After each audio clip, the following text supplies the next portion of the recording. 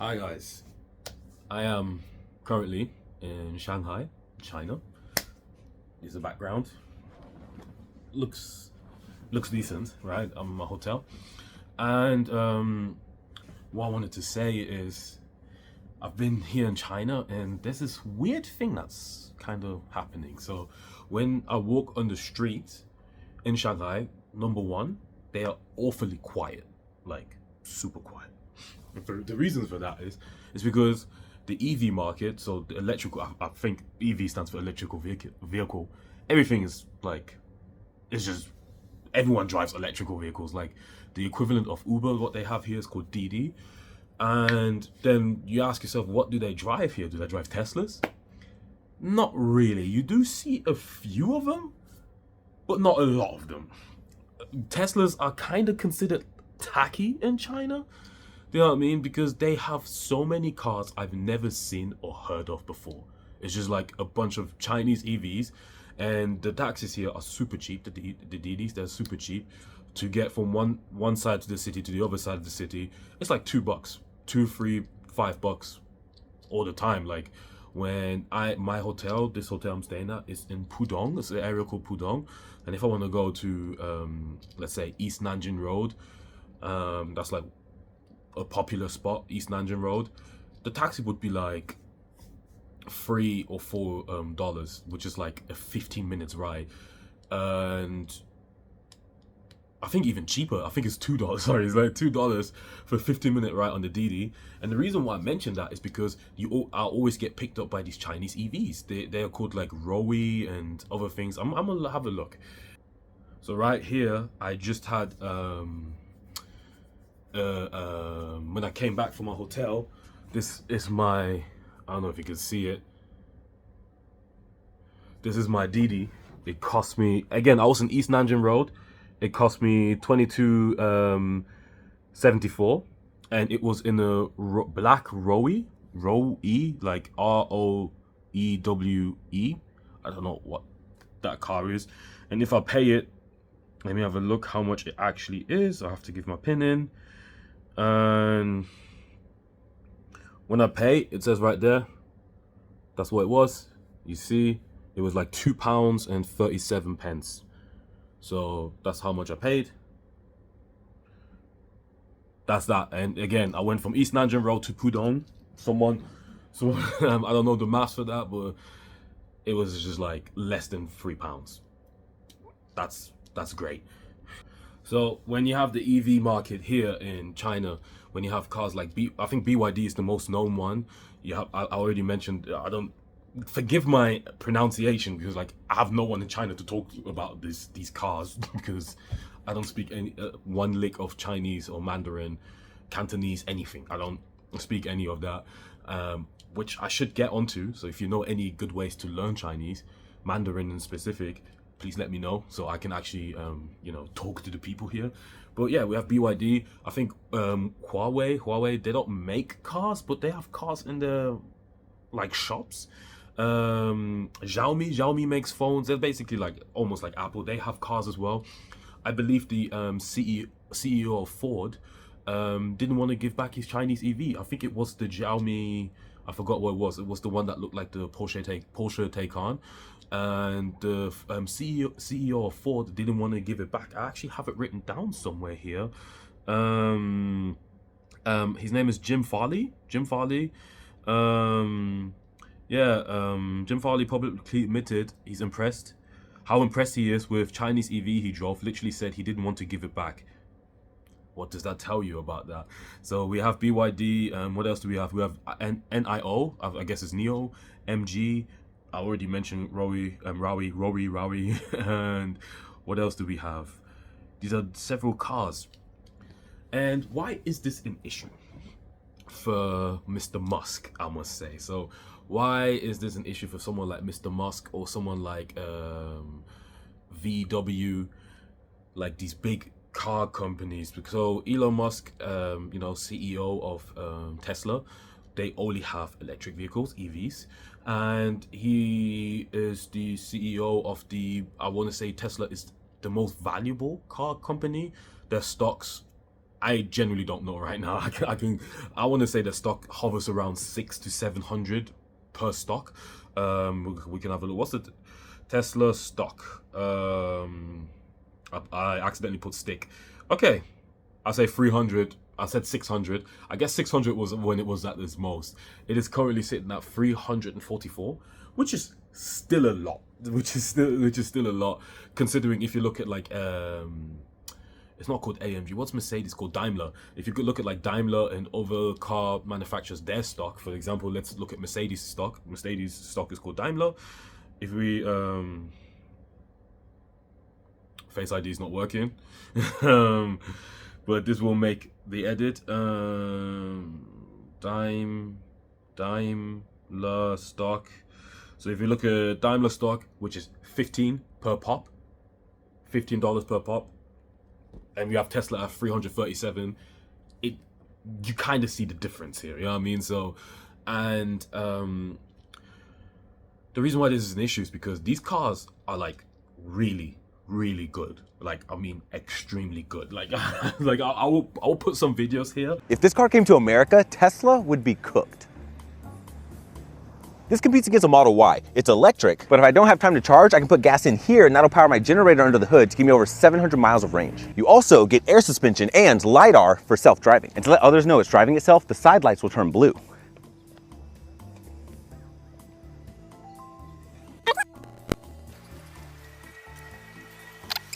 Pretty cool. Inside, you get pillows in your headrest, heated and ventilated seats that also massage you. My passenger screen also works super fast. My driver display works super fast. I get 2 wireless charging pads with a fan to cool off my phone. Storage space in there, more storage space under here. I get a driving display on my steering wheel, and my head-up display shows me my blind spots. You also get a built-in camera to take pictures, and it can even do it just of the rear passengers. If I push this button, that'll turn on my lights for a better quality photo. And because it has built-in AI, I can just point at something and it knows what I'm talking about. 关闭这个.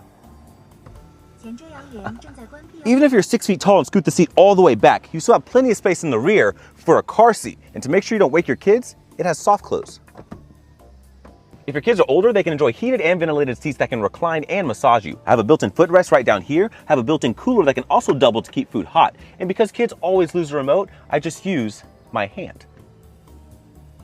But don't think I forgot about the parents. Tell me this isn't cool. And if you need to fit really long items, you can do that too. It even has a Sentry mode to monitor your car. And did I mention how quiet this is?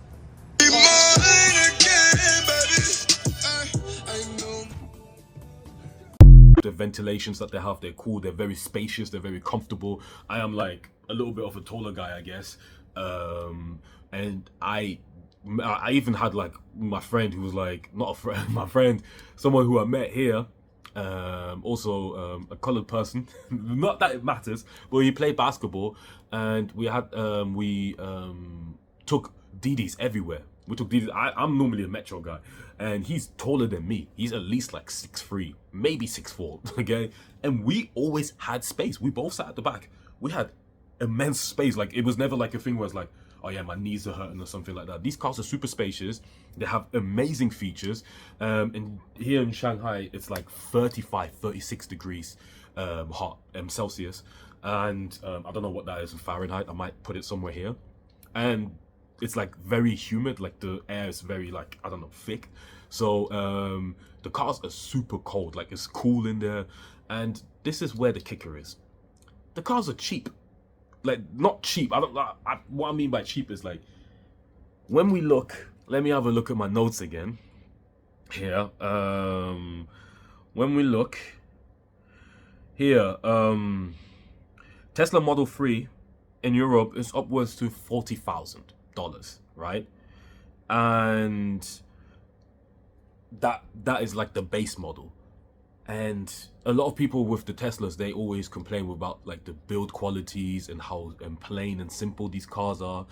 And when you go to these other cars like the BYDs and the Rories and the Xiaomis and the, I forgot what they're called now. I forgot the names of it. The Neos and all of that. The interior is insane. It's like, it's not a cheap car, but like they are cheaper than Teslas.